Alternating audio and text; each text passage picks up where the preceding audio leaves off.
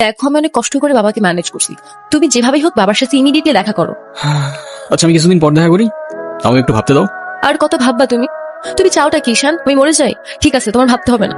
আরে যাবো না বলছি নাকি, বসো। একটু কিছু না হইতে কান্নাকাটি শুরু করে দাও। এত টেনশন করার কি আছে, আমি তো আছি নাকি। সত্যি তো? 100 আচ্ছা একটা কথা বলি, রাগ করবা না প্লিজ।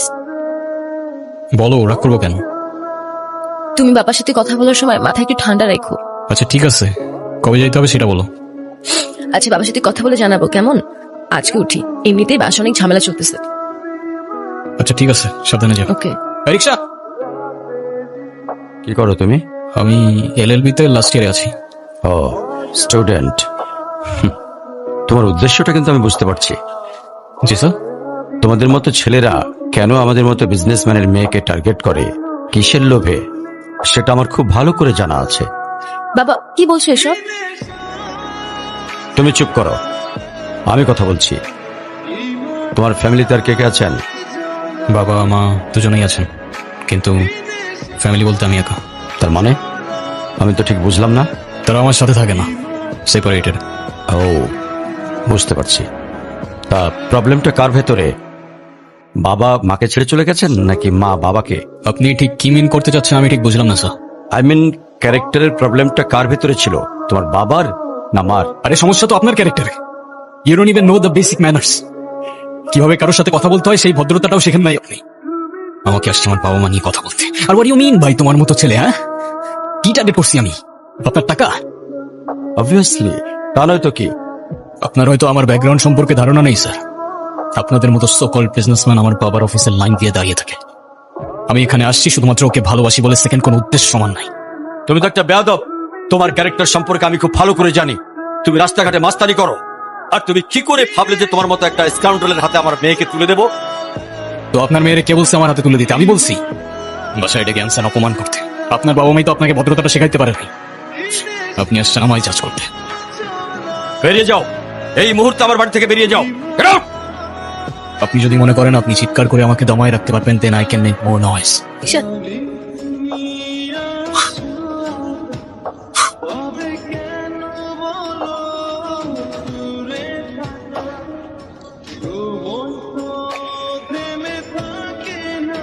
আমি বাবাকে অনেক কষ্ট করে ম্যানেজ করছি, তুমি জাস্ট একটাবার কি সরি বলো, সবকিছু ঠিক হয়ে যাবে।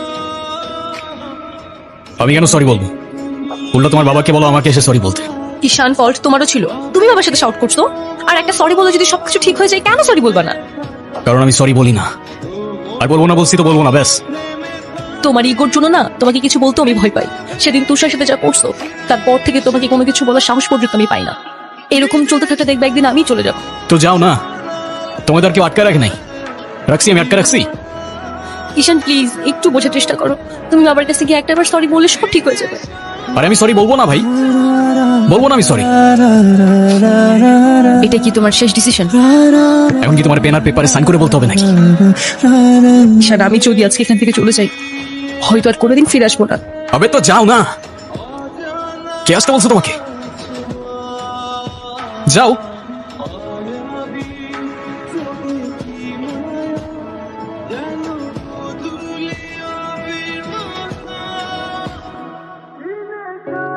হায়রা,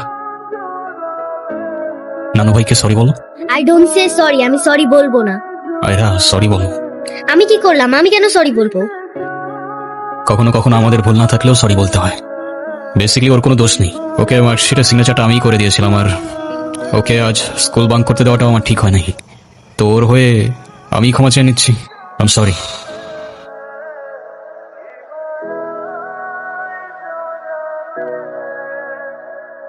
আমার জেদের জন্য আমার মেয়ের লাইফটা শেষ হয়ে গেছে। ভেবেছিলাম আমি যে ছেলেকে চুজ করব সেই হবে ওর জন্য বেস্ট। চাকরি, সরকারি চাকরিজীবী দেখে ভেবেছিলাম মেয়ের লাইফটা অ্যাটলিস্ট সিকিউর থাকবে। এটা ভাবিনি ভালো চাকরি থাকলেই ভালো মানুষ হয় না। বিয়ের পরপরই আমার মেয়ের উপরে অমানসিক অত্যাচার শুরু করে।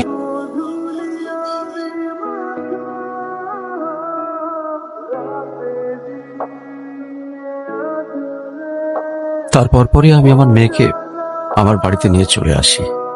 ওদের ডিভোর্সও হয়ে গেছে। এখন মেয়েটার দিকে যতবারই তাকায় নিজেকে অনেক বড় অপরাধী মনে হয়। আফসোস। যদি আপনি কিছু মনে না করেন, আপনাকে একটা রিকোয়েস্ট করতে চাই স্যার। হ্যাঁ বলো। যদি আপনার পারমিশন থাকে, আমি অনু আর আয়রার রেসপন্সিবিলিটিস নিতে চাই। কেন সিম বেঁধে দেখাইতে আসছেন? আপনি প্লিজ এখান থেকে চলে যান। আমার আর আমার মেয়ের জন্য আমি একাই না, আর কাউকে লাগবে না আমার লাইফে। আর কারোর যদি কোনো সমস্যা হয় বলে দিলেই পারে। আমি এখান থেকে অনেক দূরে চলে যাব।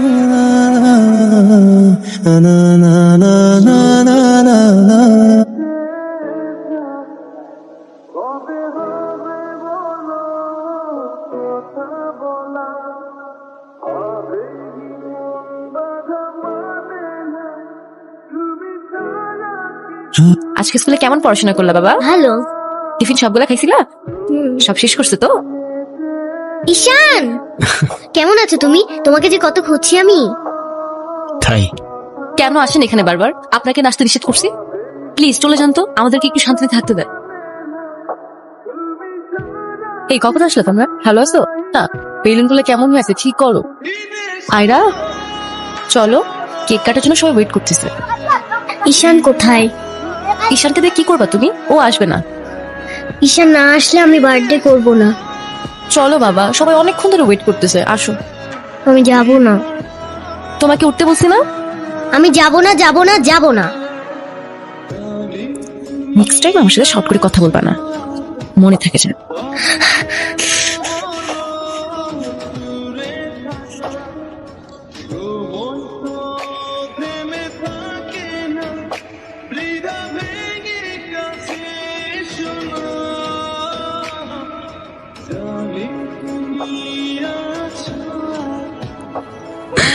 হ্যাপি বার্থডে বন্ধু। Thank you. এ কি বন্ধু, তুমি কাঁদছো কেন? কই না তো, কাচ্ছি না তো। ওয়েট। দেখো, এ নাও বন্ধু, একটু মিষ্টি মুখ করে নাও। আপনি আবার আসছেন? এই চলো তো। আস্তে, আমার ব্যথা ওর দোষটা কি অনু? লাগছে। তুমি আমার উপরে জেদ করে ওকে কেন কষ্ট দিচ্ছ? আমার মেয়ে আমার যা খুশি তাই বলবো, আপনি বলার কি? আর কেনই বা আসছেন এখানে? কেউ না, আমি আর কখনো আসবো না। চলে যাচ্ছি আমি এই শহর ছেড়ে, বহু দূরে। এমনিতেও এই শহরে আপন বলতে তেমন কেউ নেই আমার। শুধুমাত্র শেষবারের জন্য আমার ছোট্ট বন্ধুটাকে দেখতে এলাম। তবে যাবার আগে তোমাকেও কিছু কথা বলার ছিল। বলো। বাবা মা থাকতেও তাদের ভালোবাসাটা কখনো পাইনি আমি। ছোটবেলা থেকে একা একা থাকতে শিখে গেছি। আমার মতো যারা আছে না, তারা নিজের কষ্টটা কখনো বলে বুঝাইতে পারে না, বা বলতে পারো বলার মানুষটাই থাকে না। তবে আমি যখন আয়রার দিকে তাকাই না, তখন আমি আমার ছোট্টবেলার সেই ঈশানকে দেখতে পাই। শুধুমাত্র এইটুকু বলতে চাই যে আমার জীবনের মতো অ্যাটলিস্ট ওর জীবনটা হতে দিও না।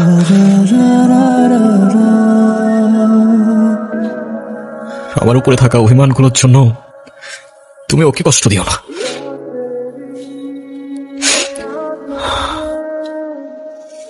ভালো থেকো ছোট্ট বন্ধু, আর তুমিও ভালো থেকো। আসি।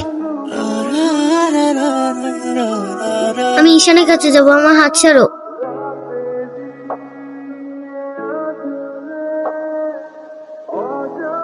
ঈশান,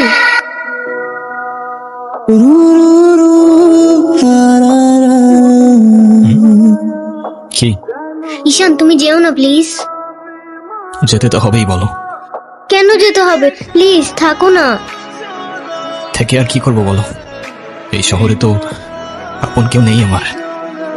কে বলেছে আপন কেউ নেই? আমি আছি না, তুমি আমার সাথে থেকে যাও। থেকে যাবো? হ্যাঁ প্লিজ প্লিজ।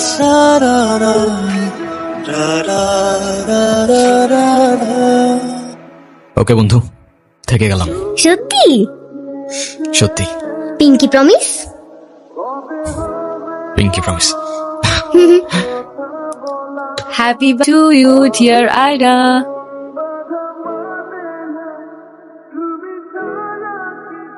সে বলে ভালোবাসা থাকুক আর অভিমানও থাকুক। আমি বলি অভিমান আর ভালোবাসা একসাথে হয় নাকি?